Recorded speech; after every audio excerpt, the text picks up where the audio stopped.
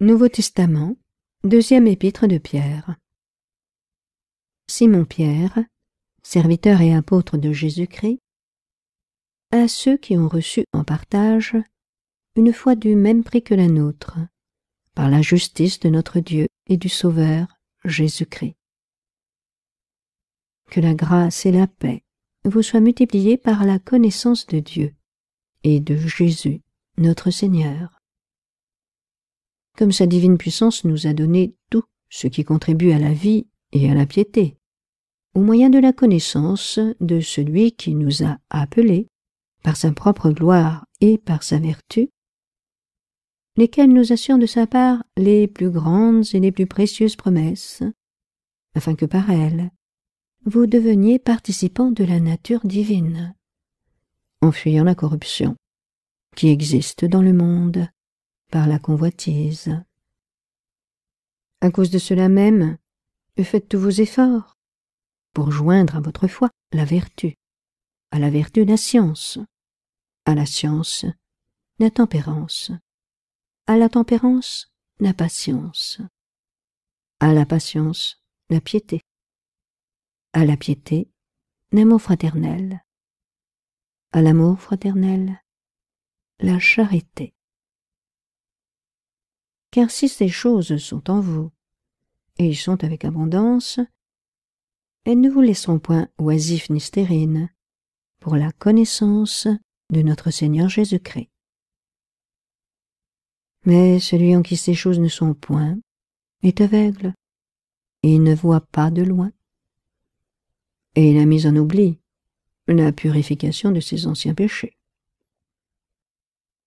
C'est pourquoi, frères, appliquez-vous d'autant plus à affermir votre vocation et votre élection, car en faisant cela, vous ne broncherez jamais.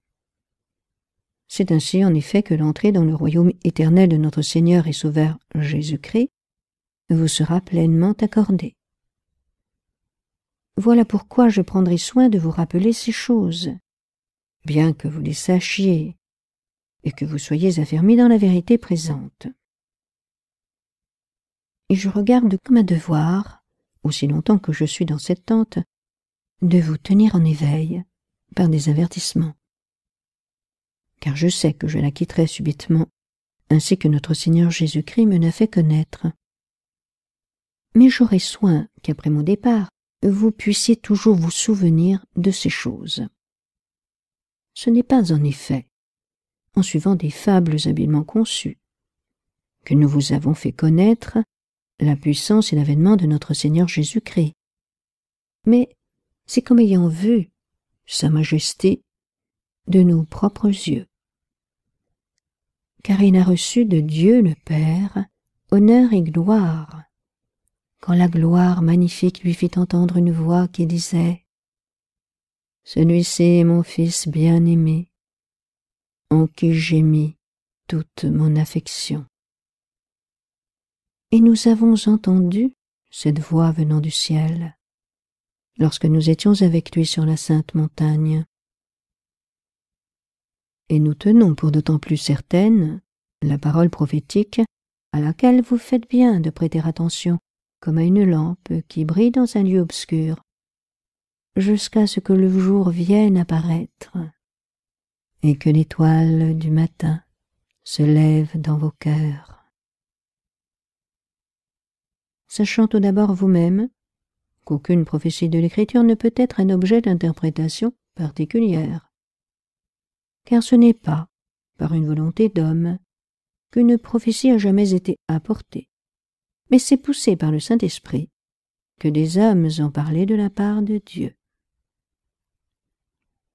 Il y a eu parmi le peuple de faux prophètes, et il y aura de même parmi vous de faux docteurs, qui introduiront des sectes pernicieuses et qui, reniant le Maître qui les a rachetés, attireront sur eux une ruine soudaine. Plusieurs les suivront dans leur dissolution, et la voix de la vérité sera calomniée à cause d'eux. Par cupidité, ils trafiqueront de vous, au moyen de paroles trompeuses, eux que menace depuis longtemps la condamnation, et dont la ruine ne sommeille point. Car si Dieu n'a pas épargné les anges qui ont péché, mais s'il les a précipités dans les abîmes de ténèbres et les réserve pour le jugement, s'il n'a pas épargné l'ancien monde, mais s'il a sauvé Noé, lui, 8e, ce prédicateur de la justice, lorsqu'il fit venir le déluge sur un monde d'impies, s'il a condamné à la destruction et réduit en cendres les villes de Sodome et de Gomorrhe, les donnant comme exemple aux impies à venir, et s'il a délivré le juste Lot, profondément attristé de la conduite de ces hommes sans frein dans leur dissolution. Car ce juste, qui habitait au milieu d'eux, tourmentait journellement son âme juste, à cause de ce qu'il voyait et entendait de leurs œuvres criminelles. Le Seigneur sait délivrer de l'épreuve les hommes pieux, et réserver les injustes pour être punis au jour du jugement. Ceux surtout qui vont après la chair dans un désir d'impureté et qui méprisent l'autorité. Audacieux et arrogants, ils ne craignent pas d'injurier les gloires, tandis que les anges, supérieurs en force et en puissance, ne portent pas contre elles de jugement injurieux devant le Seigneur. Mais eux, semblables à des brutes qui s'abandonnent à leur penchant naturel et qui sont nées pour être prises et détruites, ils parlent d'une manière injurieuse de ce qu'ils ignorent, et ils périront par leur propre corruption, recevant ainsi le salaire de leur iniquité. Ils trouvent leurs délices à se livrer au plaisir en plein jour. Hommes tarés et souillés, ils se délectent dans leur tromperie, en faisant bonne chère avec vous. Ils ont les yeux pleins d'adultère et insatiables de péché. Ils amorcent les âmes mal affermies. Ils ont le cœur exercé à la cupidité. Ce sont des enfants de malédiction. Après avoir quitté le droit chemin, ils se sont égarés en suivant la voie de Balaam, fils de Bosor, qui aima le salaire de l'iniquité, mais qui fut repris pour sa transgression. Une ânesse muette, faisant entendre une voix d'homme, arrêta la démence du prophète. Ces gens-là sont des fontaines sans eau, des nuées que chasse un tourbillon. L'obscurité des ténèbres leur est réservée. Avec des discours enflés de vanité, ils amorcent par les convoitises de la chair, par les dissolutions, ceux qui viennent à peine d'échapper aux hommes qui vivent dans l'égarement. Ils leur promettent la liberté, quand ils sont eux-mêmes esclaves de la corruption, car chacun est esclave de ce qui a triomphé de lui.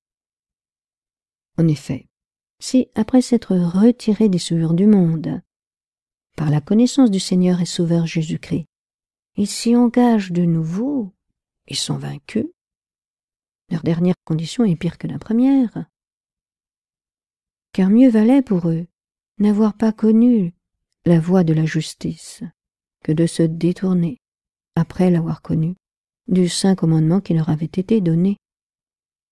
Il leur est arrivé ce que dit un proverbe vrai: le chien est retourné à ce qu'il avait vomi, et la truie lavée s'est vautrée dans le bourbier. Voici déjà, bien-aimés, la seconde lettre que je vous écris.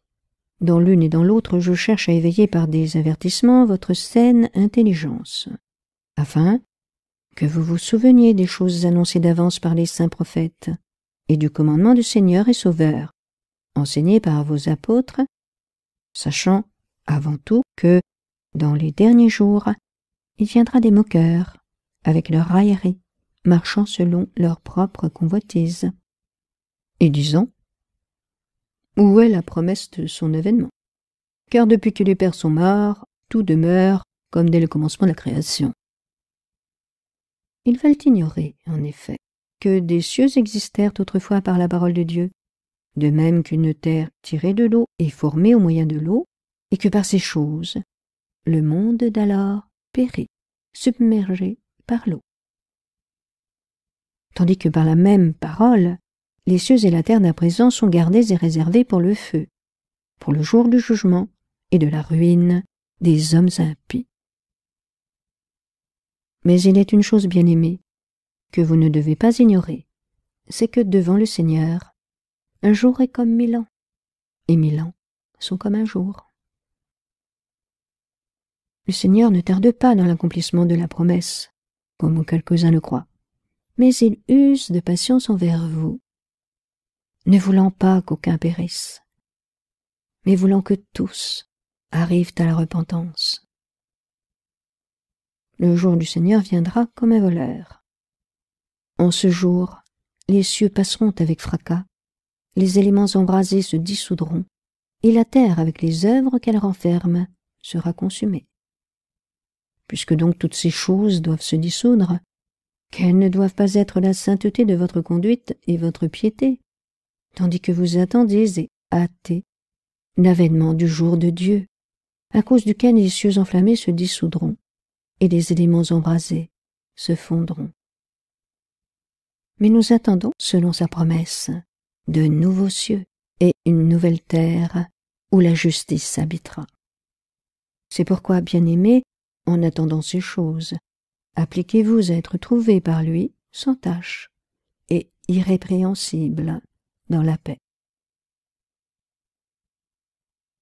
Croyez que la patience de notre Seigneur est votre salut, comme notre bien-aimé frère Paul vous l'a aussi écrit, selon la sagesse qui lui a été donnée.